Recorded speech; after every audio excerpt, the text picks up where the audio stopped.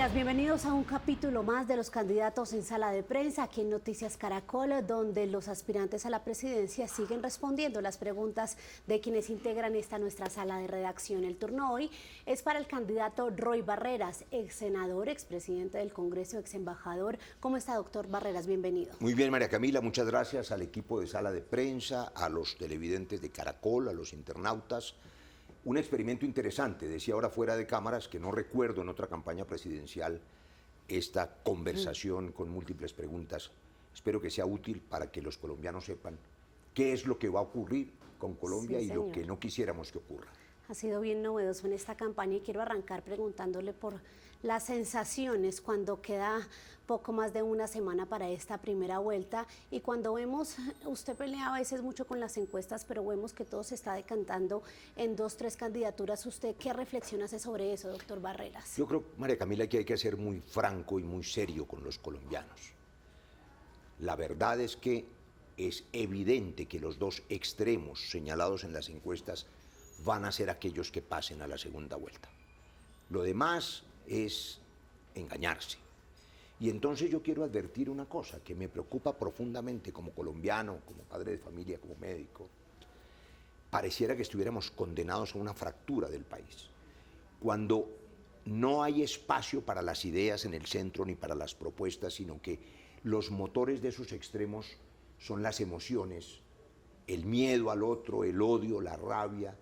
Pareciera inevitable que cualquiera que ganase va a tener una oposición feroz del otro lado. Y al tener una oposición feroz sería ingobernable quien dirija el país. Y un país ingobernable es un país imposible, un país que no funciona, que no resuelve los problemas de Colombia. Pero además de que esa división, esa fractura, un país roto por el odio, por esta polarización extrema, porque no es época de estadistas, no es época de ideas. Quienes estamos en el centro, lo digo con franqueza, profesor Sergio Fajardo, Claudia López, en mi caso, hemos desaparecido en el centro, porque es época de agitadores y no de propuestas. Doctor, pero entonces si es época de eso, y usted acaba de decirlo, desaparecimos los del centro, ¿qué hay que hacer ahí? Porque hay candidatos que todavía tendiendo pues la favorabilidad muy bajita en lo que tiene que ver con intención de voto, pues lo que hacen es todavía hablar como si fueran a quedar electos. Como si fueran a nombrar ministros. Entonces, ¿qué va a hacer ahí usted? Yo creo que hay que ser serio con los colombianos. Uno tendría 2 caminos, María Camila. Una, sentarse de espectador a ver el desastre de cómo el país se divide. Y eso, por supuesto, yo no voy a hacerlo, porque yo ni soy tibio, siempre tomo partido y siempre intento hasta el último minuto evitar eso, porque tiene por lo menos 2 consecuencias. Una, casi segura, que es una parálisis de la economía, porque un país dividido, un gobierno ingobernable, un país roto, no genera confianza, no permite reactivar ni la industria, ni la construcción, ni la infraestructura, ni la inversión.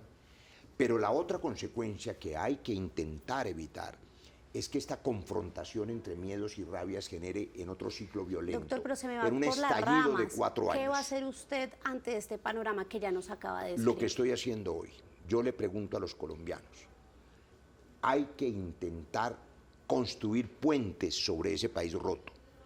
El país sabe que yo construyo puentes. El país sabe que yo soy capaz de generar gobernanza, soy capaz de aliviar esas heridas, de sanarlas. Y creo que ese es mi deber, pero los voy a necesitar. ¿Por qué estoy, María Camila, en el tarjetón?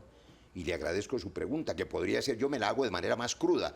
¿Qué carajo hace usted en un tarjetón con 0%? Básicamente, sí. ¿Qué es eso? ¿Por qué no corre a adherirse a alguien? ¿O por qué no se retira de una vez? Porque si yo soy bombero y hay un incendio aquí al lado, mi deber es intentar apagar ese incendio. Yo sé apagar el incendio de este país, yo sé construir puentes. Y creo que soy quien más es capaz de hacerlo. Yo pregunto con gente que tiene mi respeto intelectual. El profesor Sergio Fajardo, pues no construye puentes porque él no une ni se une a nadie.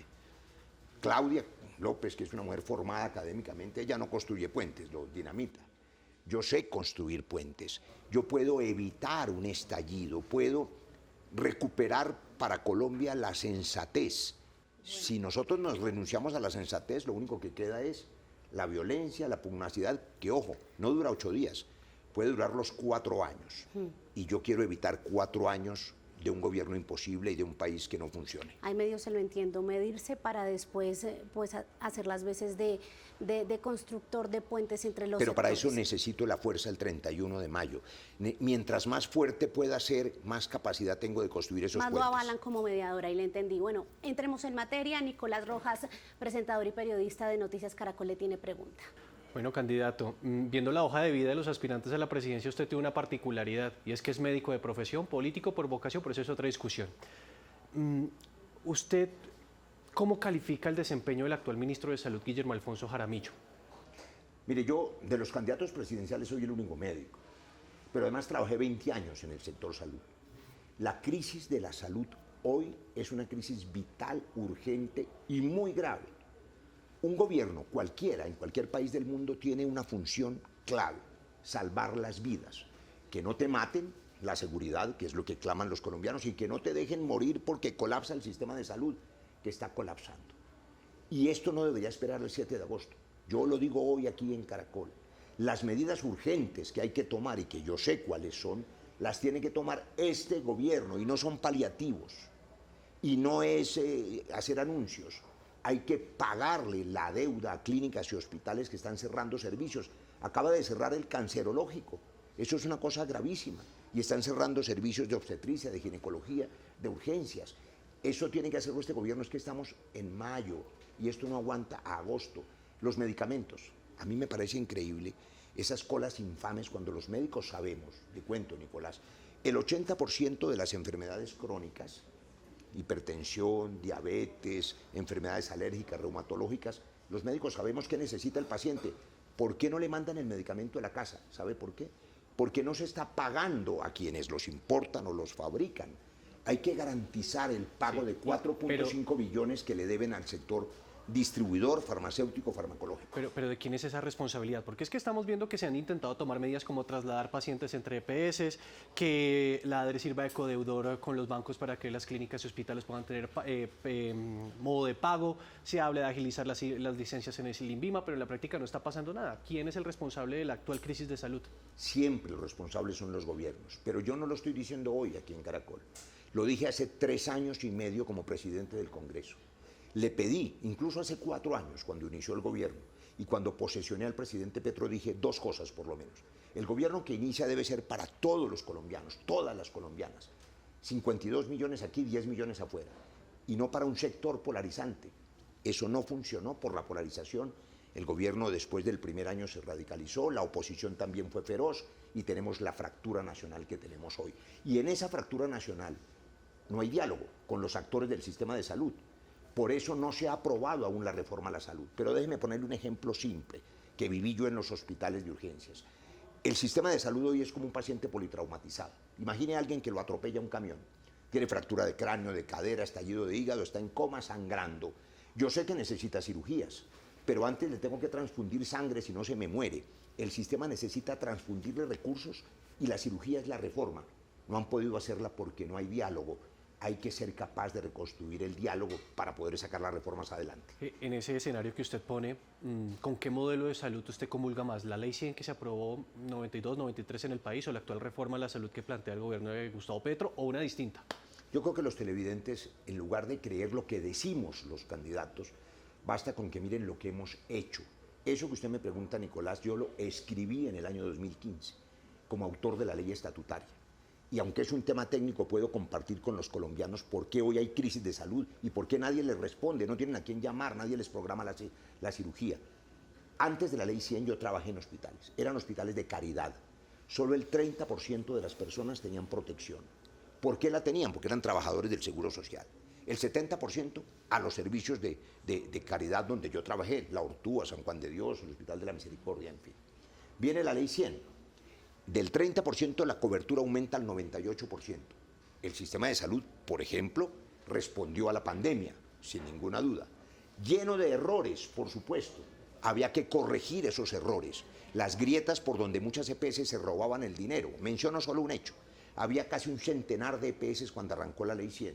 Más de la mitad de ellas eran EPS paramilitares. Compraban poblaciones como ganado para robarse la cápita. Claro que había que corregir eso. Era la ley estatutaria. Ahí está escrito lo que había que hacer. Sistema mixto, público-privado, sin integración vertical, con auditorías a las EPS y a las clínicas de garaje, con dignificación a los trabajadores de la salud para que los médicos no estuvieran presionados por las EPS. Eso está escrito, esa es la reforma. No se hizo, no la hizo Duque, hay que decirlo, nosotros la dejamos lista. El gobierno Petro quiso imponerla, la ministra Corcho, sin el diálogo suficiente. Y la consecuencia es evidente, hoy no hay reforma y lo que hay es crisis del sector salud. Pero para terminar el capítulo salud, entiendo que pues no hay necesidad de una reforma, ya todo está en la ley estatutaria y la ley 100. No. Claro que se necesita. ¿Qué es una ley estatutaria? Es el marco jurídico que determinó que la salud era un derecho fundamental y que había que reglamentarla en la ley ordinaria. Esto que estoy diciendo, que es lo que hay que hacer, y le advierto, lo tiene que hacer el próximo gobierno, ya no pudo pasar la reforma, es eliminar la integración vertical, garantizar el pago directo con auditoría externa, son millones de facturas que hay que auditar para que las EPS no abusen. Yo dije en el 2015, las EPS deben desaparecer como lo que existen hoy y debe haber una administración del régimen de beneficios que organice las redes, que haga la auditoría y auditoría a las IPS. Hay clínicas de garaje que facturan lo que no están prestando y se roban el dinero. Y le quiero decir esto, el que se roba el dinero de la salud no solamente es un corrupto, sino es un homicida, porque se trata de la vida de las personas. De manera que la reforma es indispensable, pero esto no aguanta el 7 de agosto. Yo le hago un llamado vehemente al gobierno y le digo, fuentes hay muchas. Yo, por ejemplo, no hubiera comprado los aviones Gripen, aviones de guerra, para protegernos ¿de qué? Ni siquiera del atraco en las calles. Hubiese invertido en el pago de la deuda en salud a clínicas, hospitales y a los distribuidores de medicamentos. ¿El superintendente Daniel Quintero? Entonces, fíjese esta curiosidad. Yo participo, y eso tiene que ver, María Camila, con la política. Participo en una consulta, dije en este canal, y lo dije durante 10 meses, el país necesita un gobierno equilibrado de centro-izquierda. El candidato de la izquierda, legítimo, Iván Cepeda, debía salir como salió de la consulta de octubre. Y en marzo, el candidato de centro podía equilibrar la fórmula. Pero decidieron prohibir votar por mí en marzo. Yo digo que yo jugué con la baraja prestada porque el dueño del casino era el presidente Petro y decidió que no votaran por mí. Pero se lo pregunto es porque usted dice que hay que hacer algo ya y pues lo que vemos es que hay claro, medidas pero como ¿a dónde nombrar a voy? Daniel Quintero. ¿Por qué tiene relación con la política? Es la única explicación para que el señor Quintero sea hoy superintendente. Entonces deciden prohibir votar por mí, meten a Quintero en la consulta para intentar derrotarme. Yo gané la consulta. Tengo, digamos, la satisfacción de haber ganado todas las elecciones presidenciales y de Senado en la que he participado en estos 20 años, incluyendo esa consulta, derroté a Quintero. Y en premio lo nombran superintendente. No sé por qué, debe tener otras habilidades, pero en medio de esta crisis, lo primero que hay que hacer es poner gente experta al frente de cada una de las dependencias que cuidan la vida de los colombianos. Ministerio, superintendencia, INVIMA, interventores. No es tiempo para improvisar, porque se trata de la vida de la gente. Allí hay una medida que pueden hacer ya, hoy. Faltan 3, 4 meses. Expertos, pago a la deuda, evitar cierre de hospitales, garantizar distribución de medicamentos. Eso lo tiene que hacer este gobierno y no espera el 7 de agosto. Eduardo Hernández, jefe de misión y también de nuestro equipo político, le tiene pregunta. Candidato Eduardo, adelante. Bueno, pues yo quisiera atar una cosa con la otra y es el tema de salud y un poco atarlo a la economía, porque ha habido un debate enorme en el país durante estos 3 años relacionado con la unidad de pago por capitación, la plata que el Estado le gira a las EPS para que puedan funcionar. Asociaciones, pacientes, expertos, todos han dicho, mire, esa UPC es insuficiente y el gobierno la ha venido subiendo no al ritmo que han venido reclamando, por ejemplo, las asociaciones. Y el gobierno dice, no, eso es suficiente, lo que pasa es que los recursos se están fugando. ¿Usted es de qué escuela? Supongamos, Eduardo, que usted tiene un recipiente con agua insuficiente, pero tiene grietas. No basta con echarle más agua porque se sigue fugando. Las EPS y su construcción sistemática tiene grietas que hace que la plata pueda fugarse, se pueda perder, paguen cuotas que no son. Ha habido unas EPS verdaderamente tramposas y grandes descalabros. Puedo recordar ahora lo que hizo Café Salud, Medisalud, Copsalud, Palacino. Todo eso eran EPS que terminaron derivando el dinero de la vida de los colombianos hacia actos de corrupción o actos que no tenían que ver. Por lo tanto, la necesidad de la reforma era evidente, como dije en el 2015. Sanar las grietas y luego una auditoría externa precisa. Primero, para saber cuál es la deuda real, porque aquí todo el mundo tiene números distintos. Inflan las deudas, otros las niegan. Para saber si las EPS están invirtiendo bien o no y si el sistema que quieren los colombianos implica que sigan idénticas como están. Yo creo que no.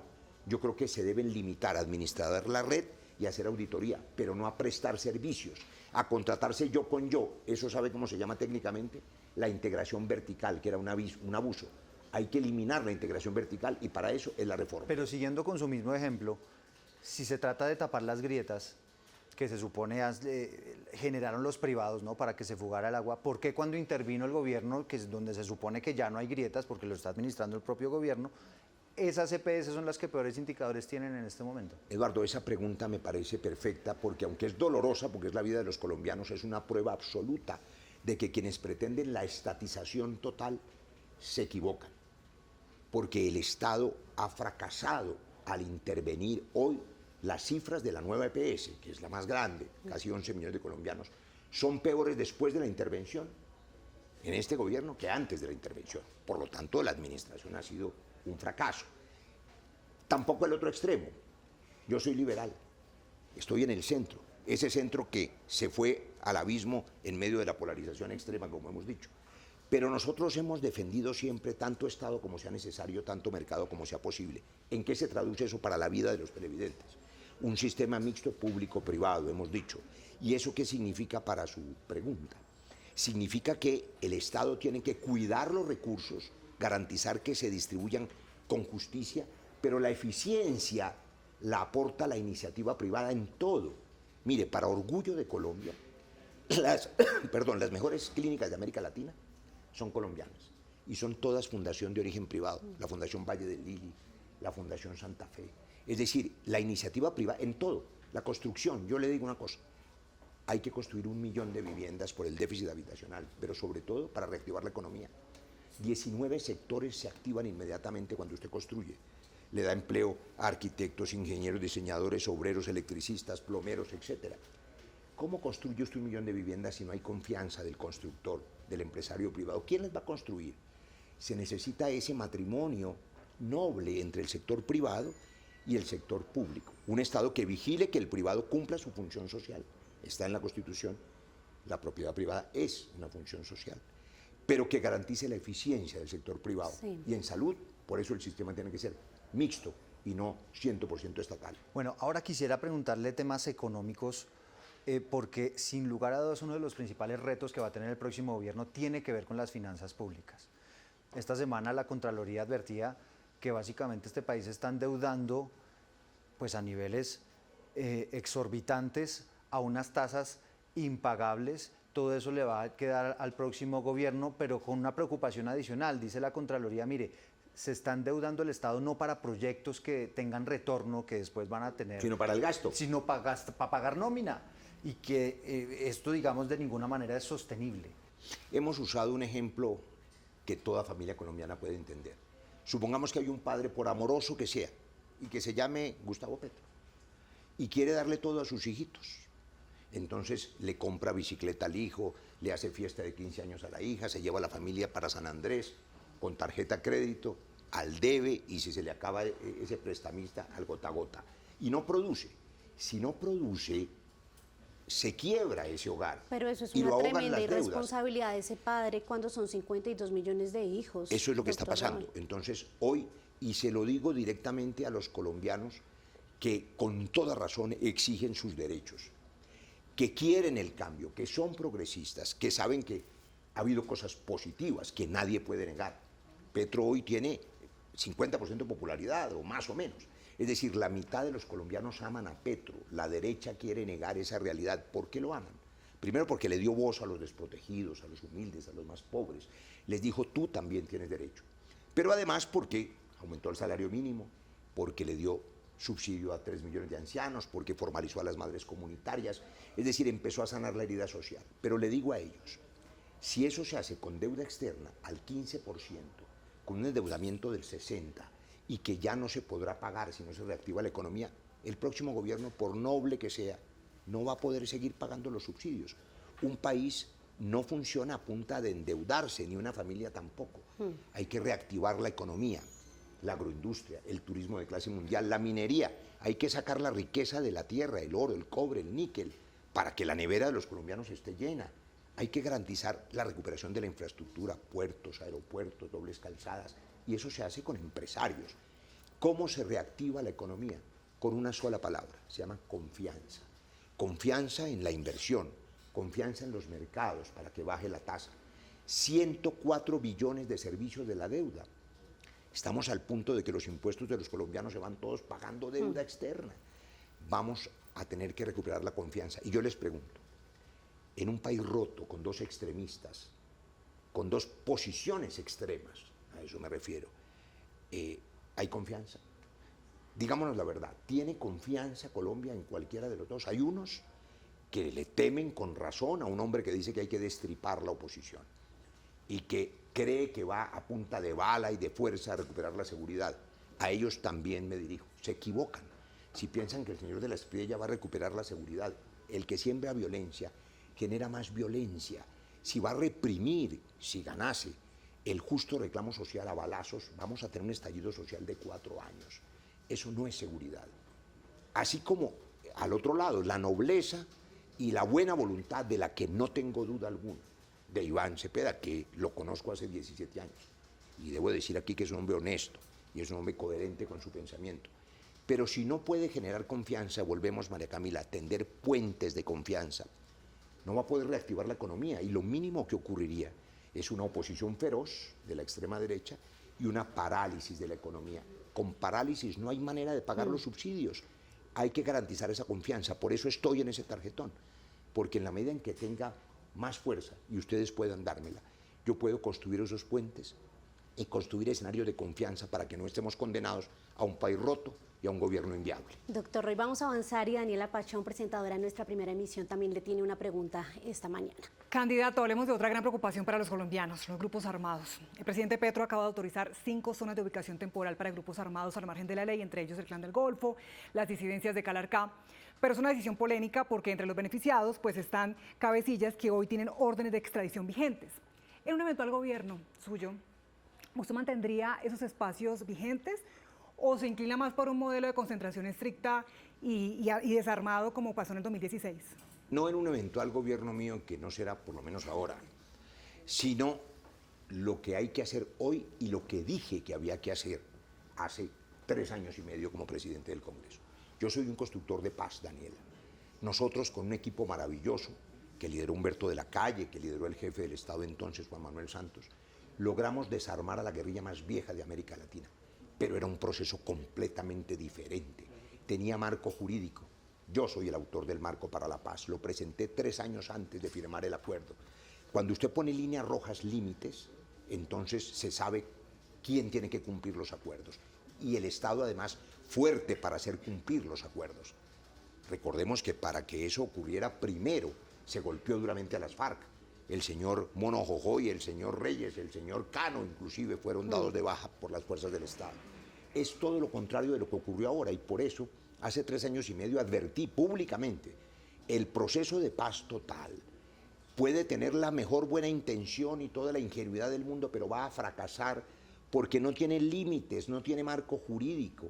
Incluso se lo ofrecieron a los grupos ilegales y hoy ellos mismos no tienen marco jurídico.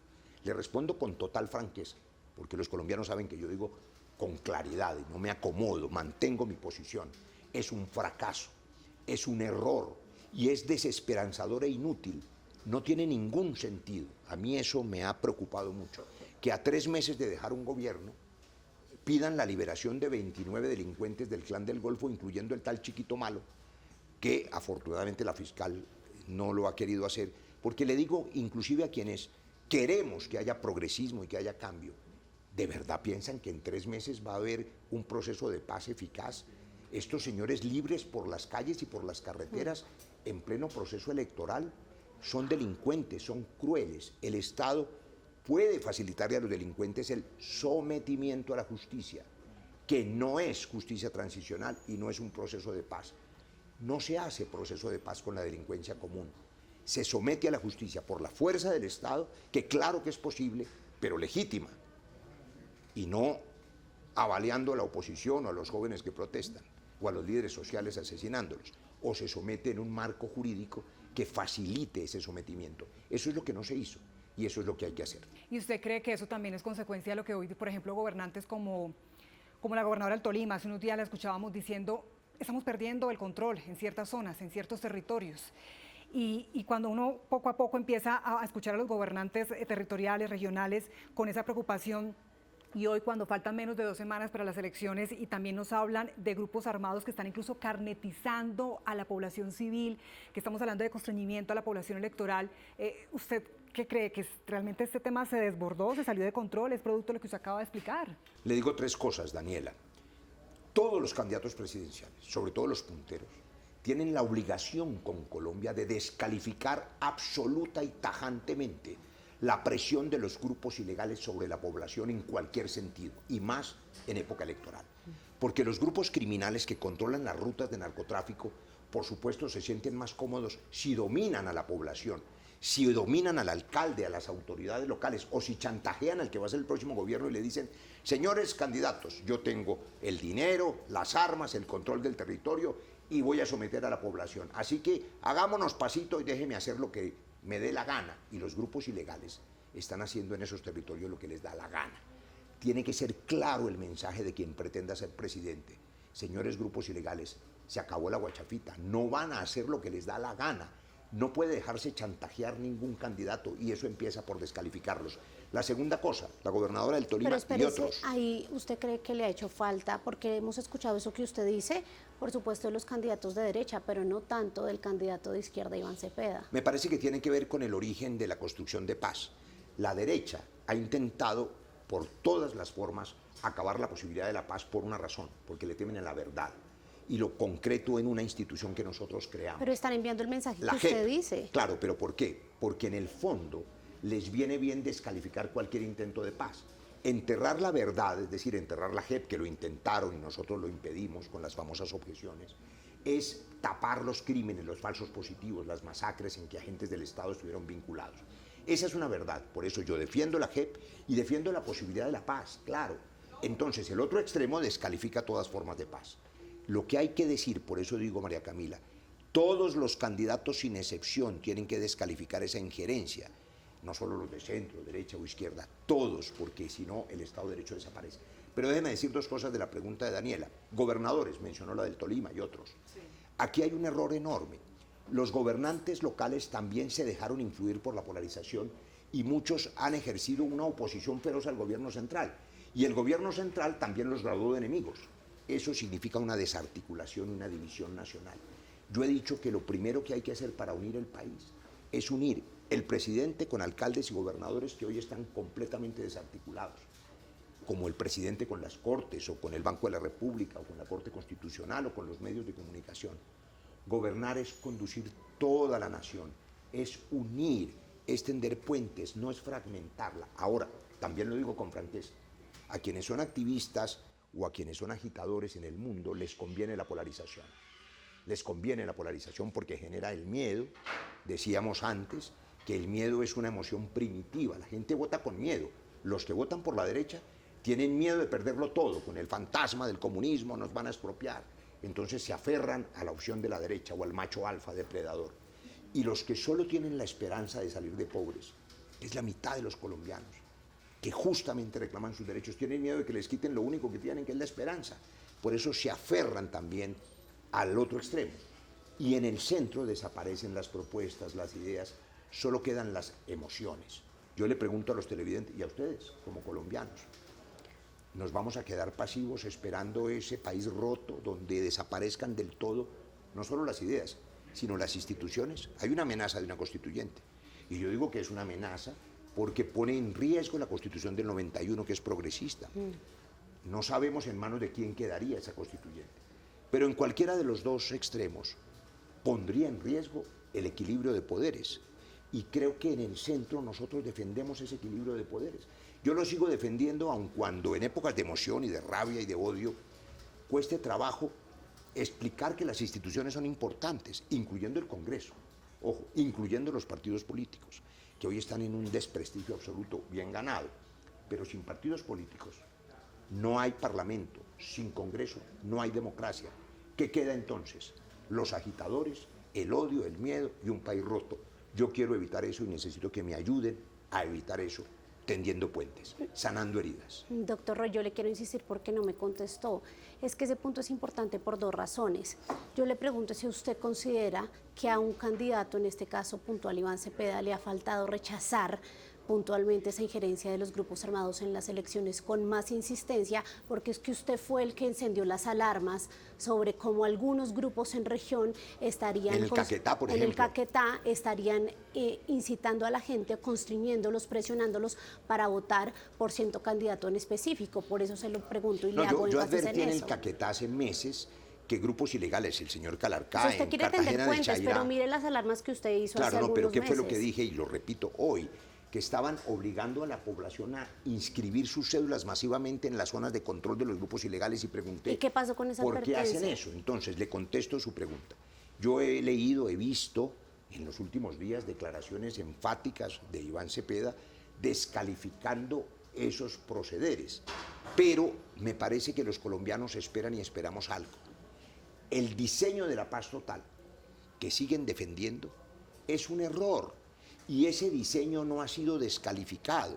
Es decir, cuando se piensa que puede continuarse ese proceso de paz total sin hacer severas correcciones, es decir, casi que haciendo otra cosa distinta totalmente, entonces esos grupos criminales pueden entender o creer que van a seguir en ese limbo y que van a seguir beneficiándose de un proceso sin marco Y eso es lo que le jurídico pregunto, si ha y sin faltado fuerza ahí... legítima. Y si ellos creen que eso va a continuar y que les beneficia, van a constreñir a la población o a no votar por uno o a votar por el otro. Por eso lo que sí creo que hace falta es decir con toda claridad que la idea, por ingenua o noble que haya sido, de la paz total ha fracasado. Los grupos ilegales han crecido. Mire, no lo digamos en campaña. Pero, candidato, un segundito. informe, déjeme mencionar este informe para que lo revisen. Perdóname, Nicolás. La Fundación CORE, que es una organización internacional muy prestigiosa con la Embajada de Canadá, hace unos días presentó el informe. 36% en sus cifras de crecimiento de los grupos ilegales y de las formas de extorsión en ciudades como Barranquilla. El secuestro ha aumentado. Evidentemente se ha salido de control, como decía Daniela, en muchas regiones de Colombia. El ELN hace lo que le da la gana en el Arauca, en el Catatumbo, Calarcá en el Caquetá, el señor Mordisco en el Putumayo. Entonces, en el Baupés, tenemos que garantizar que el Estado vuelva a controlar el territorio. Y para eso hay que decir con toda claridad que la paz sí, pero no así. Pero uno cómo piensa, porque perdóneme, pero me parece que eso es como una idea muy romántica que hemos tenido desde hace tiempos cuando uno pregunta, ¿dónde está la solución? No, la presencia del Estado. Entonces vamos como periodistas a regiones como el Putumayo o el Cauca y uno habla con esas comunidades y nos dicen, miren, aquí ni siquiera hay capacidad de empleo, oferta de empleo. Los grupos armados ofrecen casi 3 millones de pesos de salario para quien quiera aceptar ingresar, por ejemplo, a los comandos de frontera en el Putumayo. ¿Dónde está entonces la solución? Si casi que prácticamente son los que tienen ese control territorial, como lo que pasa allí en Puerto Asís, por ejemplo. Así como he dicho en esta conversación que estoy muy preocupado porque el país se divida y que un país roto sea ingobernable, también quiero decir esto. Claro que hay soluciones. El que sabe, sabe. Por supuesto, están escritas además. 2016, Acuerdo del Teatro Colón, primer punto, reforma rural integral. Reforma política. La corrupción es una desgracia nacional como lo es el narcotráfico, pero tiene solución, hay que arrancarla de raíz. Hay que hacer una reforma política que acabe el sistema clientelar. Hay que profundizar la reforma rural integral. Nosotros creamos, con el acuerdo de paz, no solo instituciones de verdad, como la JEP o como la Unidad de Búsqueda de Personas Desaparecidas, sino que creamos la Agencia de Desarrollo Rural, la Agencia Nacional de Tierras, que está dándole tierras a los campesinos. Eso es positivo, eso es bueno, está ocurriendo.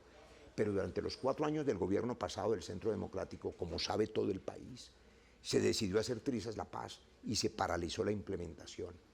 El acuerdo de paz del Teatro Colón es una hoja de ruta para Colombia.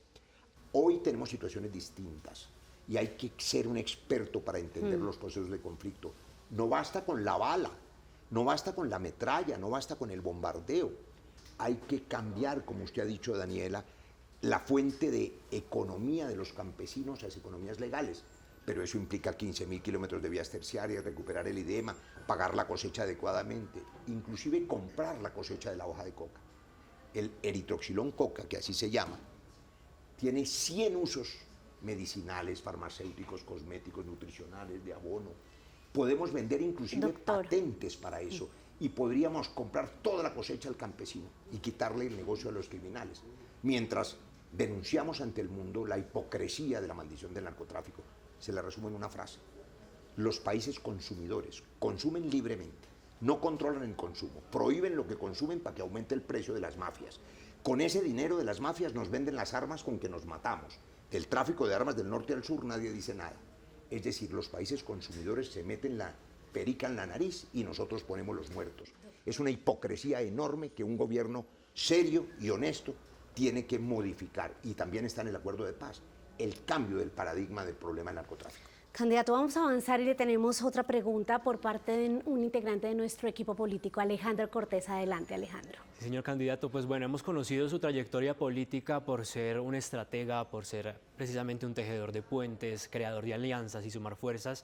¿Qué cree usted que es lo que está pasando? ¿Qué faltó en su candidatura precisamente para no estar punteando como debería con base en esa experiencia que usted ha tenido políticamente hablando? Gracias, Alejandro. A ver, puse un ejemplo ahora, digamos, para que nos entendamos. Usted puede ser el mejor jugador de cartas, de 21, de blackjack, de póker, de lo que quiera. Pero si usted juega con una baraja prestada y le quitan la baraja, pues usted no puede jugar. Le pongo otro ejemplo. Usted puede ser el mejor jugador de fútbol, James, que entre otras cosas ha jugado en 30 equipos distintos, pero siempre salva la selección y nos logró clasificar al Mundial. Pero si el dueño del equipo, del Junior o del América de Cali, dice, usted no juega, pues usted no juega. Yo jugué con la camiseta del pacto, porque soy fundador del pacto, y propuse al pacto y a Colombia un gobierno equilibrado de centro-izquierda. Expliqué ya, un candidato de izquierda legítimo, que es Iván, y debía haber un candidato de centro. Por eso yo quería que hubiera una consulta en marzo entre Iván y yo, y quizá otros. El Consejo Electoral, un magistrado tramposo, hay que decirlo, un conjuez, expulsó a Iván Cepeda con trampa y me dejó solo en esa consulta. Además de quedar solo, yo podía convocar el centro, pero el presidente Petro prohibió votar por mí en una cosa, por decirlo menos, insólita. No, salió con que no votaran, que no pidieran el tarjetón, es decir, mi derecho democrático. Es decir, el dueño del equipo dijo, Roy no juega. No, no lo quiso para nada. Y yo lo entiendo, entiendo que él tiene derecho a tener afinidad ideológica con un candidato de izquierda. Yo no soy de izquierda, pero se equivocó en una cosa. Al impedir que hubiera una expresión democrática en marzo, pues la derecha sacó 6 millones de votos en la consulta y hoy están en el lío en que están. Y es que la derecha está creciendo y nadie sabe cuál va a ser la diferencia entre la primera y la segunda vuelta y qué tan apretada va a ser esa decisión. Lo que sí sabemos, y quiero insistir en eso con franqueza, es que cualquiera que gane puede generar una oposición feroz del otro lado, un país roto, y ese país roto es ingobernable y no resuelve los temas. Hay que tender puentes, hay que equilibrar eso, hay que sanar heridas. La gente sabe que yo sé hacer eso porque siempre lo he hecho, pero necesito que me den la fuerza suficiente el 31 de mayo para poder hacerlo. Pero esos resultados de esa consulta del 8 de marzo entonces tienen la repercusión para ya pocos días de la primera vuelta, es decir, usted ganó esa consulta de todas maneras. Claro, yo gané la consulta, Claudia López también ganó su consulta, pero las encuestas están allí. Por eso ahí la pregunta es... Ni Sergio, ni Claudia, ni Roy. Pero entonces usted se va a sumar a Iván Cepeda, ¿qué va a hacer? No, nosotros tenemos una obligación.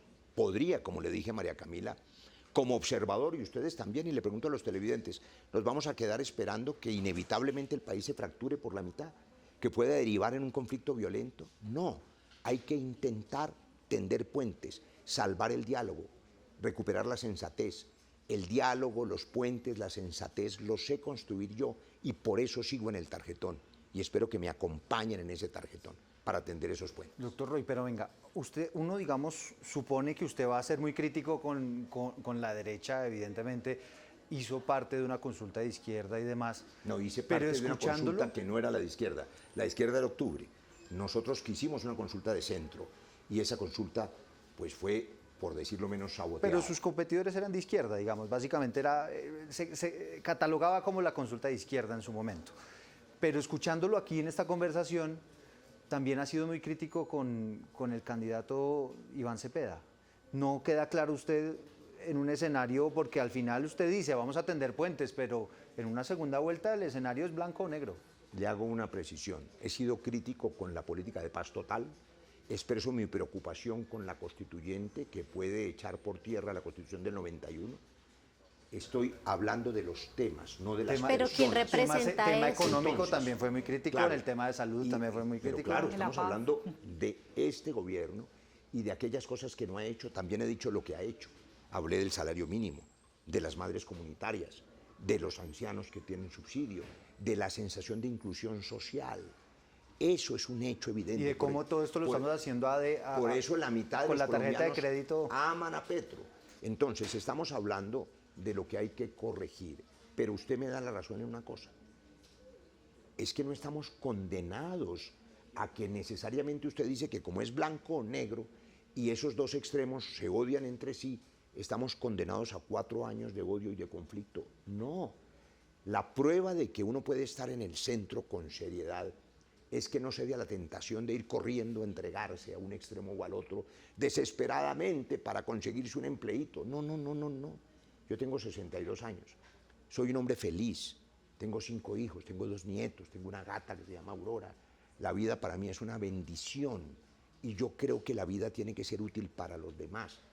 Por eso voy a hacer el intento, pero los necesito, de tender esos puentes y de evitar que esta división de la polarización termine en 4 años de desgobierno y de conflicto social. Bueno. Así que no me voy a sumar sin hacer el intento de tener la fuerza de construir esos puentes. Nicolás, y cerramos. Sí, pero ¿usted no cree que tal vez su candidatura no ha tenido la fuerza suficiente, no solamente en las encuestas, sino en los resultados de la consulta del 8 de marzo, porque usted ha estado presente en muchos partidos y en muchos momentos presidenciales, incluso hay gente que ha dicho es que Roy es camaleónico. Le digo, primero le sacan en cara que estuvo con Uribe hace un tiempo, después que defendió con capa y espada a Juan Manuel Santos, después que es el más petrista con Gustavo Petro, ahora sale con que es de centro.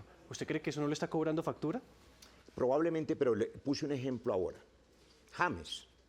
¿En cuántos equipos ha jugado James? ¿10? ¿20? Pero eso Y es en el fútbol, en la política No, es no, no, en la distinto. política es igual. No. Usted lo que No, no pues- puede, pero Nicolás, le quiero decir esto. Usted lo que no puede es cambiar de ideas. Cuando a mí me llama Juan Manuel Santos en el año 2005, yo estaba en mi consultorio, médico, yo no estaba en la política, y me dice, métase al Congreso a ayudarme a hacer la paz. ¿Y sabe qué hice? Reconocí el conflicto armado, reconocí a las víctimas, aprobé la ley de víctimas, hice el marco para la paz, creamos la JEP, creamos la unidad de búsqueda de personas desaparecidas, defendí la paz en el plebiscito. Eso es lo que nosotros hemos hecho y lo sigo haciendo. Yo toda la vida he estado en el centro. Si no lo estuviera hoy, como bien dice Eduardo, pues estaría sumándose a uno de los extremos. El centro, el equilibrio, la sensatez, la suma de acuerdos, lo hice para Petro en el primer año. Construí la coalición más grande posible y todas las reformas pasaron, usted lo sabe, usted estaba ahí. Y lo hice para el presidente Santos. Sumar, hacer esfuerzos, garantizar que el país funcione, es lo que yo sé hacer. Y siempre pensando en que es posible que Colombia tenga futuro y no división. Eso se hace sin perder el norte. Me ponía un colega suyo en Sincelejo un ejemplo simpático. Si yo cojo un bus, me decía, de aquí a Bogotá, de Sincelejo a Bogotá, y en el camino el bus se desvía, yo me bajo y cojo otro bus. Si se vara más adelante, cojo otro bus, pero no pierdo mi meta, que es llegar a Bogotá. Mi meta es que este país, porque lo sé hacer, la gente pueda vivir y trabajar en paz. A eso le dediqué mi vida. Es lo que he hecho estos 17 años. Y le doy Pues, una doctor perla. Roy. En los 17 años, 15 años estuve en el mismo lugar, acompañando a Juan Manuel Santos en el partido de la U. Lo demás es mentira, es una falsedad de las redes, que ha estado en todos los partidos. Eso no es cierto. Para la segunda vuelta usted va a tener a Iván Cepeda, al candidato de la derecha, y el voto en blanco. ¿Usted qué O va la a coger? abstención, sí. Invíteme el 1 de junio y le cuento. Bueno, ahí está Roy Barreras, ya veremos entonces qué camino le deparan los próximos 4 años, intentando llegar a ese destino final que él dice siempre ha sido el mismo. Gracias, candidato, por habernos acompañado. Muchas gracias, María Camila, a los televidentes por la paciencia. Colombia tiene futuro, tiene más oportunidades que problemas. Si marcha como una nación unida, vamos a intentar unir el país y evitar un país roto. Ayúdenme a sanar esas heridas.